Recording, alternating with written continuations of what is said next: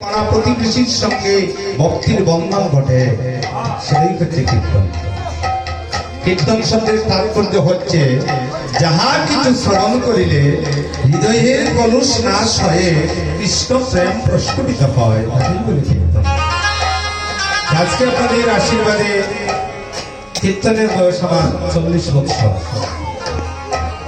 কিন্তু আসাম রাজ্যের মধ্যে অনেক জায়গায় কীর্তন করেছি, আপনাদেরকে খুশি করার জন্য নয়, কিন্তু এই চিড়িঘাট এলাকায় এসে, এই মিরপুর এলাকায় এসে যে ভালোবাসার বাসা বেঁধেছে আমার হৃদয়ে, এটা আমি জন্ম জন্মান্তরে আপনাদের কাছে বলতে পারবো না। তাই আমরা অধিবাসটা শুরু করার পূর্ব মুহূর্তে আগে জানতে হবে অধিবাস শব্দের অর্থটা কি, কেন আমরা অধিবাস করব।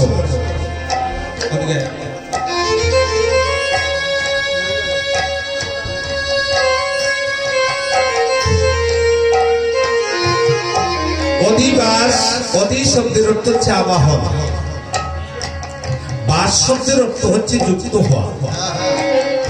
পূর্বের প্রয়োজনার্থকে এনে তাদেরকে স্থাপন করে তাদের সঙ্গে সংযুক্ত হয়ে এক দিবা এক ঋষি হরিনাম করার নামই হচ্ছে শুভ অধিবাস। জানতে হবে আমরা অধিবাসটা কেন করি। অধিবাস শব্দের অর্থ হচ্ছে মঙ্গলাচরণ। আজকে যিনি এই ঠাকুরদের পুরোহিত্য করছেন, ওনার চরণে, বৈষ্ণব চরণে আমার কোটি কোটি ধন্যবাদ জ্ঞাপন করছি। আজকে বাংলাদেশের লাড়ু পরগনার নবগ্রামে নাবাদেবীর গর্ভে জন্মগ্রহণ করলেন মহাবিষ্ণুবতার শ্রী অদ্বৈত চন্দ্র। পঞ্চতত্ত্বের ডান দিকে দেখবেন এক চাপ দাঁড়িয়ে বুড়ো গোসাই। অধিবাসের সূত্রটা তুলে ধরছি। হঠাৎ করে যদি আপনারা বলেন অধিবাস করবো, অধিবাসে মাত্র 4টা গান, কিন্তু এই কীর্তন করতে প্রায় 3 ঘন্টা সময় লাগে। একটু ধৈর্য সহকারে আপনারা বসবেন। অনেক মহান মহান কীর্তনীর আপনারা গান শুনেছেন, আমার চাইতে সবাই ঊর্ধ্বগামী। আমি সবচেয়ে চিকিৎসকী, আমি সিয়র্তের বাংলা প্রাঞ্জল ভাষায় আপনাদের কাছে অধিবাসটা তুলে ধরার চেষ্টা করব। তাতে যদি আমার কোনো ভুল ত্রুটি হয় আপনারা নিজ বলে আমাকে ক্ষমা করছেন। আজকে কলির জি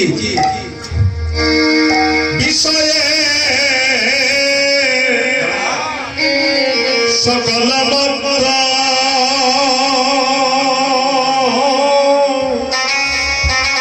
হরি নাহি কৃষ্ণ নাম তথ্য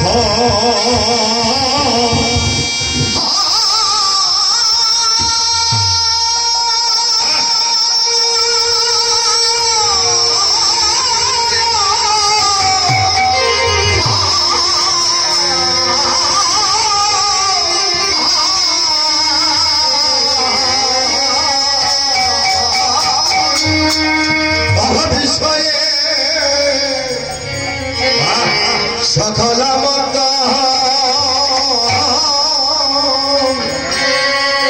অগনাহি কৃষ্ণ অগনাম তত্ত্ব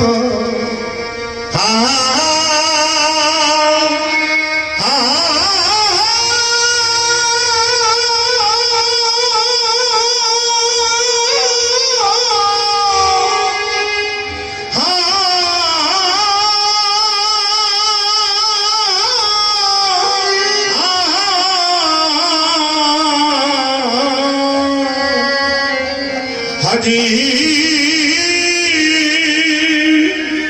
বিষয়ে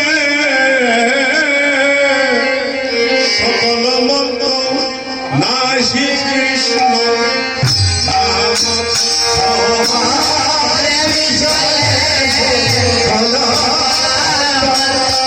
নাহি কৃষ্ণ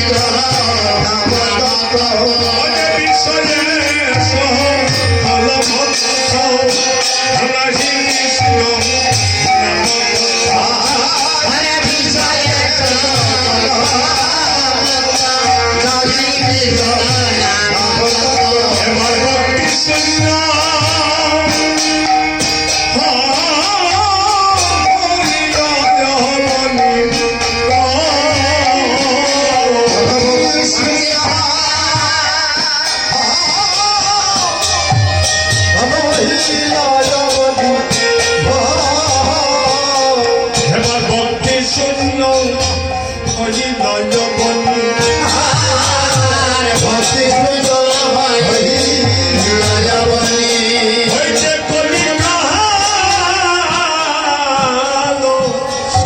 বিষে হে ভগত জীব মিথ্যার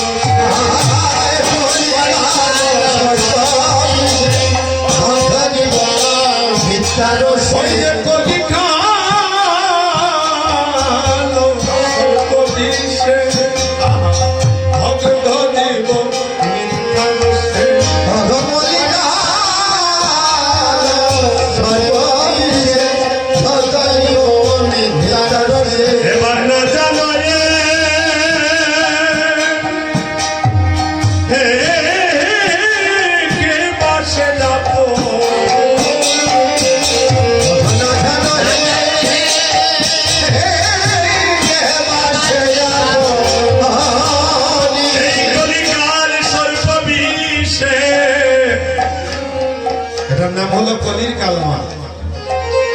হ্যাঁ, তাড়াতাড়ি। এই কলিকালে কলি শব্দের অর্থ কি? যা প্রস্ফুটিত হয়ে যাবে। কলির প্রভাবটা হচ্ছে কলহের যুগ। এই যুগটা হচ্ছে কলহের যুগ। আপনারা যারা আসলে উপস্থিত হয়েছেন বুকে হাত দিয়ে বলতে পারবেন আমি জীবনে কারোর সঙ্গে ঝগড়া করি নাই? দেখি বলতে পারবেন যে কারোর সঙ্গে জীবনে ঝগড়া করি নাই এমন মানুষ আসলে আছেন? মা মেয়ে ঝগড়া, বাবা ছেলে ঝগড়া, ভাইয়ে ভাইয়ে ঝগড়া, পাড়া প্রতিবেশীর সঙ্গে ঝগড়া।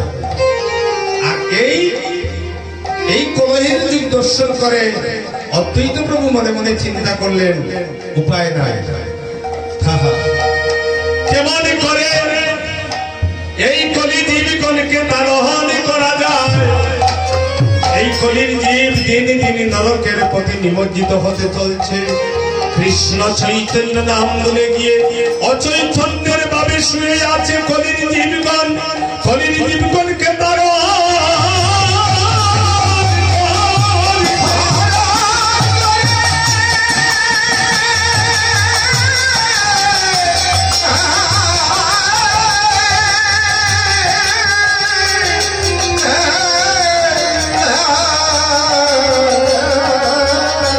ছোটবেলা থেকে অদ্বৈত প্রভু হরি ভক্তি পরায়ণা। একদিন গৌতমী তন্ত্রে নারদে বচনে পেলেন তুলসী দল মাত্রে নদলস্য চুলুকে নবা বিক্রিনীতে সমাত্মানাং ভক্তি বা বক্তব্য। এক গণ্ডুষ জল আর একটা তুলসী পত্র যদি কোনো ভক্ত বক্তে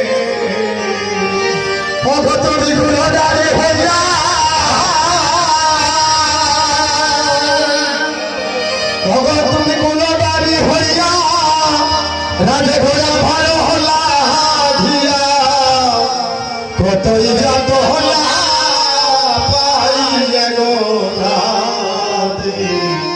আহা কেমনে হলো তুমি কোন নারী হইয়া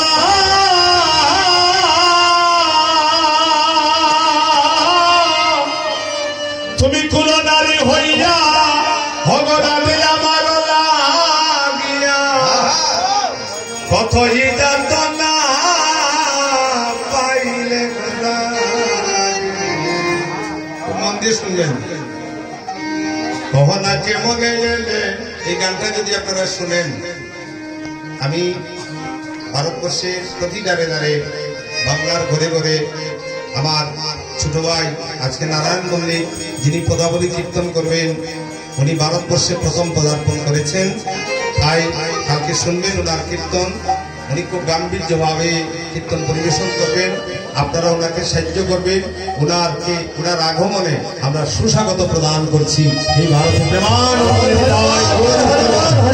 ওনাকে আমরা সংবর্ধনা করছি। কি দিয়ে সংবর্ধনা করবো? আমরা তো ভিখারি, সাধন নেই, ভজন নেই, ভক্তি নেই। তাই উপস্থিত হয়েছেন সর্বসাধু গুরু বৈষ্ণব, আপনারা ওনার জন্য আশীর্বাদ করবেন। ওনাকে বড় আশা করে নিয়ে এসেছি। এটা এই মিরপুর এলাকাটা মনে করছি এটা আমার একটা জন্মস্থান। আমি গত বছর কীর্তনে এত আনন্দ পেয়ে গিয়েছি আপনাদের কাছ থেকে আমি বলতে পারিনি। মা বোনেরা মন দিয়ে অধিবাসটা শুনবেন, দেখবেন অধিবাসের কাছে আপনার পরিবারের কথা লেখা আছে। আমি অধিবাসটা খুব সহজ ভাষায় আপনাদের কাছে তুলে ধরবো। আমরা দেখবেন অনেক সময় অনেক নারী, অনেক পুরুষ ঘরের মধ্যে স্বামী স্ত্রীর মধ্যে ঝগড়া।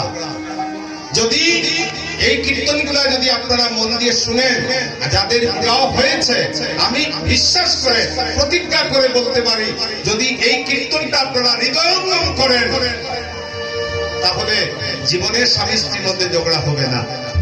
রাধা কৃষ্ণের প্রেমকে জানতে হবে। প্রেম কাকে বলে? রাস্তাঘাটে প্রেম মিলে, গাছের নিচে প্রেম মিলে। প্রেম সকালে থাকলে বিকালে থাকলে না, কিন্তু যে প্রেম সারাটা জনম তপস্যা করলে যে প্রেমকে পাওয়া যায় না। মাটিরও জন্ম না ছিল যখন তখন করেছি চাষ, দিবস রজনী না ছিল যখন তখন করেছি মাস। মৃত্তিকার উপরে জলের বসতি, তাহার উপরে ঢেউ, তাহার উপরে প্রীতি বসতি। আমরা তো একজন একজনকে দেখে বলি তোমাকে খুব ভালোবাসি, তুমি বললে কি করবে? তুমি বললে আমিও মরে যাবো। মরবো নি? একটু কেউ মরতো না। হ্যাঁ, কত ভালোবাসা দেখলাম 40 বছর কীর্তন জীবনে। ভালোবাসা, যাকে ভালোবাসলে সে মরে। আপনারা মায়েরা গ্রামে গ্রামে গান গান না? প্রেম করো তাই মানুষ সে এখন মহিলা যে ভালোবাসা শুনুন, রাধা গোবিন্দের ভালোবাসা। যেই মাত্র রাধা রানী কুঞ্জবনে প্রবেশ করছেন, আমার গোবিন্দ সুন্দর করে একটা পুষ্প আসনে বসিয়ে এমন একজনের সেবা করছেন রাধা রানী। রাধা রানী হচ্ছেন গোপনারী, গোপবালা। সেই রাধা রানীকে আজকে দুটি হাত জোর করে বলছেন, রাধে গো তুমি কুল নারী হইয়া ভগরাধে আমার লাগিয়া কতই যাত না পাইলে অহনাকে মনে আইলে। বন্ধু কি করছে? যমুনার বাড়ি আনিয়াছি হরি, আর দুয়াইল রাজার পা। মিনতি করিয়া পদ পাকালিয়া নিজ বাসে মুছে গানগুলা কে শুনবে? বুদ্ধমার্গের গান। আমি চাই প্রতিটি সমাজের মধ্যে আমাদের কীর্তনের মাধ্যমে প্রতিটি প্রজন্ম সন্তানদেরকে এই উপদেশ কীর্তন দেওয়া আমাদের প্রযোজ্য। নইলে আমাদের বাঙালি সমাজের দেওয়াল পৃষ্ঠে লেগে যাবে। প্রেমানন্দের তাই রাধা গোবিন্দের ভালোবাসা। ভগবান শ্রীকৃষ্ণ আজকে রাধা রানীর পদ সেবা করছেন। যমুনা বাড়ি হানিয়া যমুনার বাড়ি হানিয়া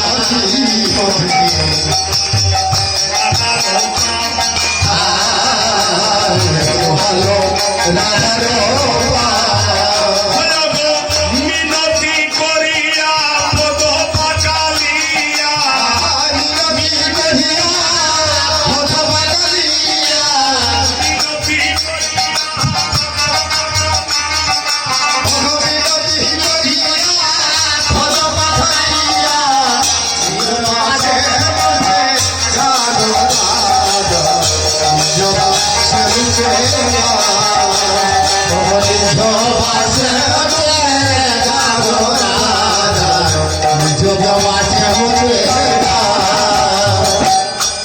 বাঁশিটি লইয়া রাই হাতে দিয়া, বাঁশিটি লইয়া রাই হাতে দিয়া, বাঁশিটি রাই হাতে দিয়া, বাঁশিটি লইয়া রাই হাতে দিয়া।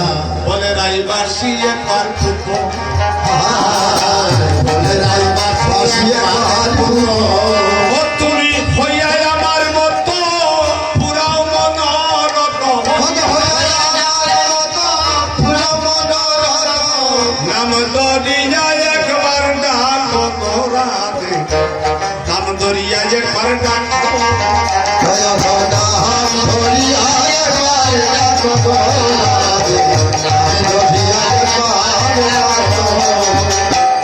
মালাটি লইয়া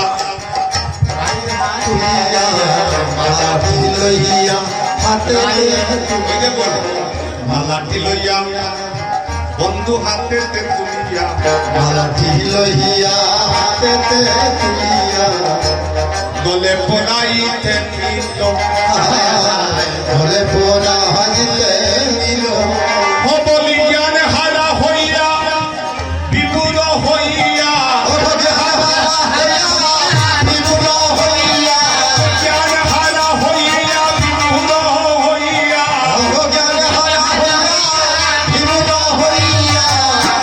পদে পড়াইয়া দিল রে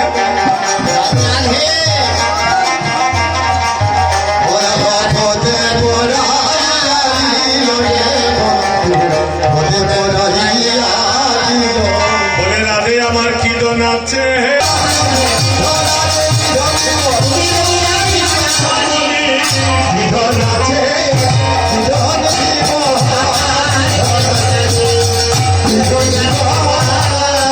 রাধারানীর চরণে আজ আমার প্রাণী গোবিন্দ বলছেন অগ প্রেমময়ী তুমি আমাকে একটা ভিক্ষা দাও আমি যাব কলি জিহিদের ধারে ধারে তোমার চরণে হইলাম দাসী গো রাধে তোমার চরণে হইলাম দাসী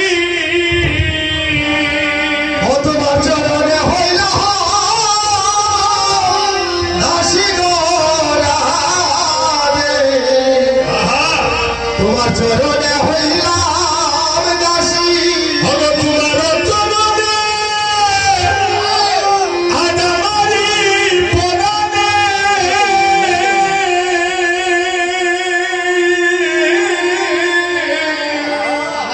আমি বান্দিলাম